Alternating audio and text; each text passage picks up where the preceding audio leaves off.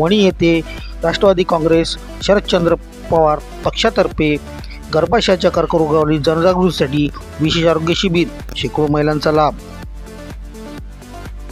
या शिबिराला शांतिमाला हॉस्पिटलच्या संचालिका डॉक्टर संचिता नागराळे आणि आयुर्वेद तज्ज्ञ वैद्य सुवर्णा सरपे यांनी मार्गदर्शन केले। यावेळी शिबिरात आलेल्या महिलांनी आरोग्य तपासणी करून डॉक्टरांकडून सल्ला घेतला। अनेक महिलांनी या शिबिराचा लाभ मिळाला।